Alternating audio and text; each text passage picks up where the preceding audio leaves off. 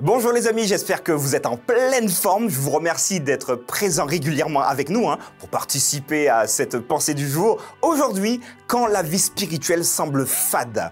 Alors, est-ce que votre vie spirituelle semble fade aujourd'hui? Vous n'avez plus envie de continuer avec le Seigneur? Vous n'avez plus envie d'aller peut-être à l'église? Plus envie de lire la Bible? Plus envie de prier?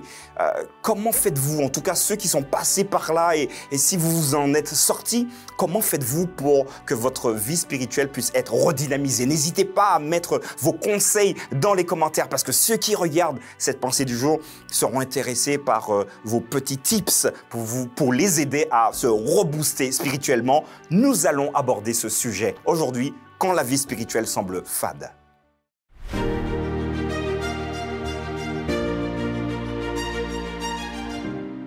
La pensée du jour se trouve dans Nombre chapitre 11, versets 5 à 6.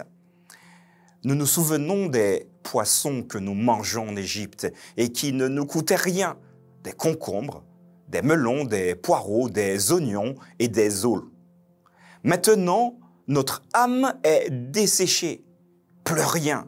Nos yeux ne voient que de la manne. Voilà les amis, je vous posais donc la question tout à l'heure de savoir comment vous faites quand vous n'avez plus envie, quand vous êtes finalement, amorphe au niveau spirituel, quand votre vie spirituelle semble fade. J'aime bien les histoires de la Bible et la section que j'ai choisie pour vous aujourd'hui se trouve dans Nombre chapitre 11 qui va relater une étape des Israélites. Donc ils sont sortis en Égypte, ils sont donc en train de traverser le désert et là ils se disent non mais Seigneur, c'était génial, tu nous as fait sortir d'Égypte. Ok, d'accord, merci beaucoup. Mais oui, mais maintenant, nous mangeons que de la manne. Mais il y a que ça, il y a que ça. Et là maintenant, ils vont commencer à réfléchir, à se dire, mais quand nous étions en Égypte, d'accord, on était en esclavage, on ne respectait pas, rien n'allait, mais quand même, nous avions des concombres, des melons, nous avions également des poireaux et tout cela était gratuit. Nous avions également des oignons. Alors, le texte va rajouter des os. A-U-L-X, c'est simplement le pluriel d'ail. Donc, il y avait également de l'ail, puisqu'ils étaient visiblement friands, peut-être de friture avec l'ail. J'en sais rien, j'ai pas fait de recherche dessus. On se rend compte que donc ces enfants de Dieu qui ont été délivrés de l'asservissement se retrouvent à avoir envie de revenir et donc regretter ce qu'ils avaient avant et leur vie d'avant.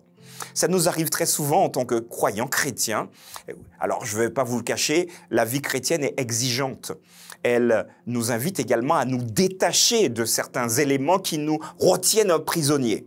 Mais parfois, vous et moi, nous réfléchissons à notre passé, nous disons « Ouais, non mais avant d'être chrétien, moi je pouvais faire ça, je pouvais manger ça, je pouvais boire ça, je pouvais faire la fête, aller faire plein de choses. Et maintenant, je ne peux plus. Je suis en train de manger de la manne et de la manne. J'en ai marre de la manne. » Alors, comme les Israélites, nous pouvons faire un point sur nous-mêmes. Et peut-être que vous écoutez aujourd'hui cette pensée du jour et vous vous dites « La vie chrétienne est compliquée. Franchement, je préfère ne pas avoir de règles, faire un peu comme je veux. » Mais je crois que le chemin qui nous conduit vers la vie éternelle, ce que le Christ veut pour nous, passe également par ce que j'appelle cette rééducation. Alors ici, c'est vrai, on a l'exemple de poissons, on a l'exemple de concombres, d'oignons, de melons, de plein de bonnes choses finalement. Mais nous avons parfois besoin d'être sevrés. Et ce sevrage doit continuer. C'est revenir finalement à l'essentiel, à la nourriture de base. Et cette nourriture de base pour les Israélites, ici, c'est la manne, c'est le pain. Encore, Jean le dira, le pain de vie. Cette nourriture de base, c'est Jésus. Alors, oui, vous et moi, nous devons donc nous reconcentrer sur l'essentiel. Pas tout ce que nous pouvions faire, même si ça nous paraissait être juste, mais la nourriture de base, j'aimerais que nous puissions le retenir ce matin, c'est vraiment Jésus, le Christ, ce qu'il a fait pour toi, pour moi. Alors, comment maintenant tisser une relation avec Jésus? D'abord, tu ne pourras pas le faire, je ne pourrai pas le faire de moi-même, de nous-mêmes. Nous ne pouvons pas dire, aujourd'hui, je décide de suivre le Christ. Hop, hop, hop, hop, hop. Les amis, ne nous brûlons pas les ailes. D'abord, reconnaissons, vous et moi, que nous sommes limités pour suivre le Christ. Et simplement, avec beaucoup de délicatesse, d'humilité, dire au Seigneur, voilà Seigneur, j'ai envie de te suivre, mais j'ai aussi mes réflexes. Je me rappelle également qu'avant, je pouvais vivre comme je voulais, mais j'ai besoin que tu habites dans mon cœur et que tu m'accompagnes tous les jours de ma vie, en me faisant des clins d'œil. Quand je vais commencer à déraper, me rappeler que la direction, c'est pas celle-ci, mais c'est celle que tu décide d'avoir. C'est une grosse rééducation et j'ai utilisé un terme un peu difficile, un sevrage.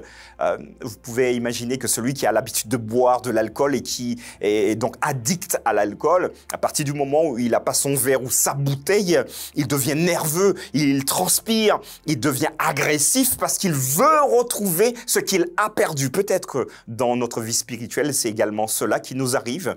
Quand cette transformation a commencé, quand nous revenons à la base, quand nous consommons la nourriture de base qui est le Christ, ici j'ai pris l'exemple de la manne, nous n'en pouvons plus de la manne, nous voulons revenir à ce que nous consommions avant et le Seigneur nous dit non, c'est ce qu'il te faut.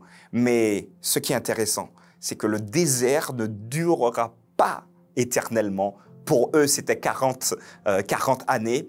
Et au bout de ce chemin compliqué, difficile, où ils sont sevrés, ils sont rééduqués, il y aura cette nouvelle Jérusalem, entre guillemets, qui représente toutes les bénédictions que Dieu en réserve pour nous. Alors, est-ce que vous êtes prêts? Quand vous sentez que finalement votre vie spirituelle semble fade, la même chose, ouais, Jésus, mais d'accord, demandez au Seigneur de continuer votre transformation. C'est important, ça s'appelle également la persévérance.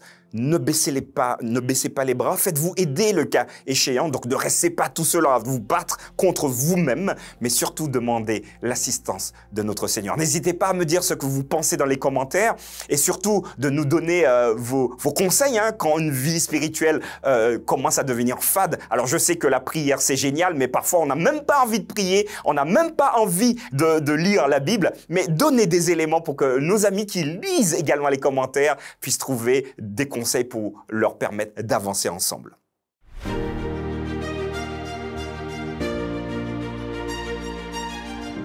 Voilà les amis, donc nous avons abordé ce thème un peu délicat aussi, mais je suis là pour vous encourager. Alors pas à me suivre, moi je suis surtout pas celui qu'on doit suivre, mais surtout suivre le Christ que nous retrouvons dans les évangiles, Matthieu, Marc, Luc et Jean. Vous pouvez lire ces textes et puis voilà, imaginez comment Jésus vivait, imaginez comment il répondait aux autres, son comportement, et à force de le regarder, finalement, nous sommes toujours transformés en celui en celui que nous regardons.